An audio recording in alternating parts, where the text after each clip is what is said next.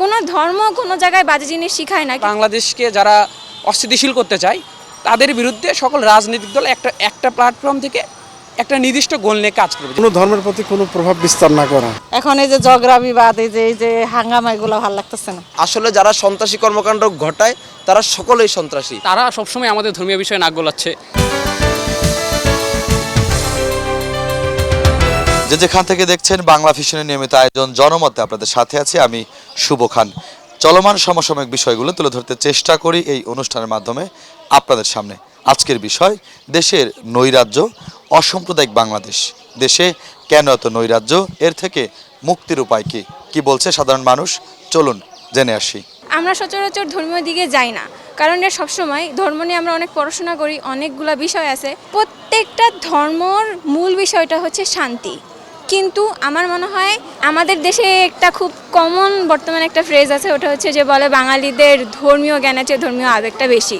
আমারও তাই মনে হয়। কোনো ধর্ম কোনো জায়গায় বাজে জিনিস শিখায় না, কিন্তু থার্ড পার্সন কিছু আছে যারা আসলে আমি জানি না তারা কখনো নিজেদের ধর্মগ্রন্থটা অ্যাকচুয়ালি খুলে দেখে কি না, যে অ্যাকচুয়ালি তাদের ধর্মে কি লেখা আছে, বা তারা যে হুটহাট করে একটা কমেন্ট করে ফেলে, বা কে কোথায় কি গ্রেফতার হইলো, বা কে কোথায় কাকে জবাই করলো, এটার পিছনে যে আলাদা আলাদা নিজেরা নিজেদের মতো এক একটা থিওরি বের করে, এক একটা কি না বের করে, এটা বলার বাহিরে। মুক্তি পাওয়ার উপায়, যদি আমরা ইসলামিক মূল্যবোধে চলি তাহলে আমরা সবাই সহনশীলভাবে চলবো। সহনশীলভাবে চললেই কেউ কারোর প্রতি আমরা অসাম্প্রদায়িক হব না। সব ধর্মকে যার যার মতো করে করতে দেওয়া, আর কোনো ধর্মের প্রতি কোনো প্রভাব বিস্তার না করা, ভালোবাসার মাধ্যমে তাদেরকে ঠিক রাখা। বাংলাদেশ তার প্রতিষ্ঠা লগ্ন থেকে অসাম্প্রদায়িক চেতনায় বিশ্বাস করে। বাংলাদেশে যে বিরাজমান পরিবেশ, এই পরিবেশে আমরা হিন্দু, মুসলিম, খ্রিস্টান, বৌদ্ধ সবাই ভাই ভাই।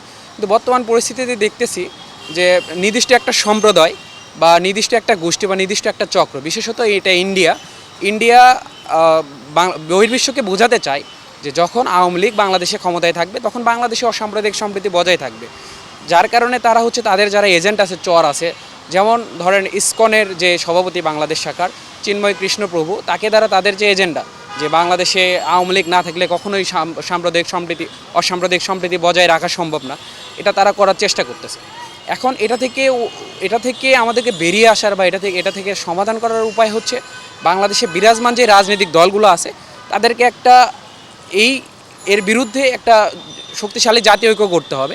প্রত্যেকটা রাজনৈতিক দলে একটা নির্দিষ্ট আদর্শ রয়েছে, সে আদর্শের জায়গা থেকে বের হয়ে বাংলাদেশপন্থী একটা আদর্শ নিয়ে তাদেরকে ঐক্যবদ্ধ থাকতে হবে, যে বাংলাদেশকে যারা অস্থিতিশীল করতে চায় তাদের বিরুদ্ধে সকল রাজনৈতিক দল একটা প্ল্যাটফর্ম থেকে একটা নির্দিষ্ট গোল নিয়ে কাজ করবে, যে কোনোভাবেই আমরা বিদেশি শক্তিকে বা দেশীয় বিরাজমান যে শক্তিগুলো বাংলাদেশকে অস্থিতিশীল করতে চাই তাদের বিরুদ্ধে আমরা ঐক্যবদ্ধভাবে কাজ করব। এই বিষয়টা ভালো লাগতেছে না, খুব খারাপ লাগতেছে। সবাই মিলে একসাথে সবসময় থাকি, ওইটাই সবচেয়ে ভালো। এখন এই যে ঝগড়া বিবাদ, এই যে হাঙ্গামা, এগুলো ভালো লাগতেছে না। দেশ স্বাভাবিক হোক, এটা হলো সবচেয়ে বড় কথা। আগে যেমন সবাই স্বাধীনভাবে চলাফেরা করছে, সবাই সব অনুষ্ঠানে অংশগ্রহণ করছে, এখন কিন্তু ওইরকমভাবে কেউ চলাফেরা করতে পারে না, মানে স্বাভাবিকতা নাই। এই জিনিসটা আসলে করা ঠিক না। এইভাবে চলতে থাকলে দেশ তো আসলে আমাদের হচ্ছে এই হয়ে যাবে, আমরা ভালো কিছু করে দেখাতে পারবো না। আসলে আমাদের হচ্ছে নতুন কিছু চাওয়ার জন্য আমাদের দেশ সবার জন্য সবাই উদ্যোগী নিয়ে কাজ করতে হবে, একসাথে হয়ে কাজ করতে হবে। খুব বেশ ভালোভাবে লক্ষ্য করছি যে আমাদের দেশটা উত্তাল হয়ে পড়েছে বিভিন্ন দিক থেকে। যদি বলি, আইন শৃঙ্খলার অবনতি ঘটছে এবং বিভিন্নভাবে আমাদের যে শক্তিটাকে পরাজিত করেছি সেই পরাজিত শক্তি আবার বারবার নানা রূপে ফিরে আসতে চেষ্টা করছে। এবং এক্ষেত্রে আমাদের অন্য একটি দেশ, আমরা নাম বলবো না, সেটা খুব সক্রিয়ভাবেই আমাদের মনে হয় বিরুদ্ধে অবস্থান করছে, যতটুকু বলতে পারছি।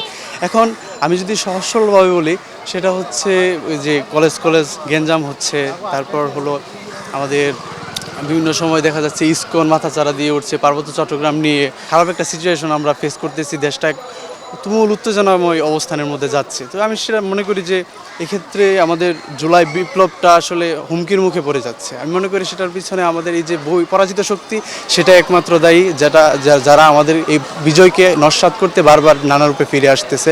যার যার ধর্ম শেষে পালন করুক, সেটাই। বাংলাদেশটা হচ্ছে হিন্দু মুসলিম মিলিয়ে সব মিলিয়ে আর কি, এর জন্য এটা চাই না আমরা। এটা আমাদের সার্বভৌমত্ব আছে এবং আমাদের যে সম্প্রীতির বাংলাদেশ আমরা বলি, এটি আসলে আমাদের আমাদেরকে বাংলাদেশের প্রশ্নে, বাংলাদেশের ভূখণ্ডের প্রশ্নে আমাদের সবসময় এক করে রাখে। কিন্তু একটি অংশ এবং একটি চক্রান্তকারী দল যারা বাংলাদেশের সার্বভৌমত্বে বিশ্বাস করে না, যারা বাংলাদেশের সার্বভৌমত্বকে তারা বিদেশের কাছে বর্গা দিয়ে যারা বাংলাদেশকে শাসন করতে চায়, তাদের একটি এজেন্ডা যে বাংলাদেশকে সাম্প্রদায়িকতার যেই সম্প্রীতি আছে সেটিকে নষ্ট করে তারা বাংলাদেশকে একটি অস্থিতিশীল করার একটা পায়তারা তারা করে আসছে। আসলে যারা সন্ত্রাসী কর্মকাণ্ড ঘটায় তারা সকলেই সন্ত্রাসী, সে যেই হোক, সে যেই ধর্মেরই হোক।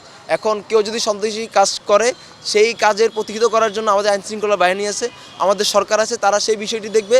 আমি ব্যক্তিগত মনে করি যে আমাদেরকে স্ব-উদ্যোগে যে কোনো একটি মব ক্রিয়েট করে কাউকে নির্যাতন করা, এই জিনিসটা আমি সমর্থন করি না। এখানে অবশ্যই আসলে আমাদের ব্যর্থতা দেখছি, পাশাপাশি বাইরের যে দেশগুলোর উস্কানি ওগুলো আমরা দেখতে পাচ্ছি। তারা আমাদের সবসময় বলে যে আসলে আমাদের অসাম্প্রদায়িক হতে হবে, কিন্তু তারাই কিন্তু আসলে সবচেয়ে বড় সাম্প্রদায়িক শক্তি এই উপমহাদেশের। তারাই কিন্তু আসলে ধর্মকে পুঁজি করে এখনও পর্যন্ত তাদের ক্ষমতা টিকে আছে, বিশেষ করে মোদী সরকার। সো তারা সবসময় আমাদের ধর্মীয় বিষয়ে নাক গলাচ্ছে, তারা সবসময় আমাদের সীমান্তে হত্যাকাণ্ড করতেছে, আমাদের ধর্মীয় বিষয়গুলোকে প্রতিনিয়তই তারা আঘাত করছে। কিন্তু এবং এই মুহূর্তে তারা কিন্তু তাদেরই একটা আরএসএসের একটা সংগঠন যেটা হচ্ছে ইসকন, সেখান দিয়ে আসলে আমাদের একজন মুসলিমকে হত্যা করা হয়েছে অ্যালিজলি, এখনও প্রমাণ পাওয়া যায়নি, হোয়াট এভার। সো ওই অ্যাঙ্গেল থেকে বোঝা যাচ্ছে তাদের আসলে আমাদের সাথে একদম শুরু থেকেই ভারতীয় যেই শক্তিটা আছে, যে আগ্রাসন, তারা কোনোদিনই আসলে মুসলিমদেরকে ওইরকম আপন মনে করতে পারেনি, না তাদের ইন্টারনালি না এক্সটার্নালি আমাদের দেশেও। দর্শক, দেশের চলমান নৈরাজ্য ও অসাম্প্রদায়িক বাংলাদেশ নিয়ে এই ছিল আমাদের আজকের আয়োজন। দেখা হবে আগামী পর্বে নতুন কোনো বিষয় নিয়ে। সে পর্যন্ত ভালো থাকবেন, সুস্থ থাকবেন, বাংলা ভিশনের সাথেই থাকবেন।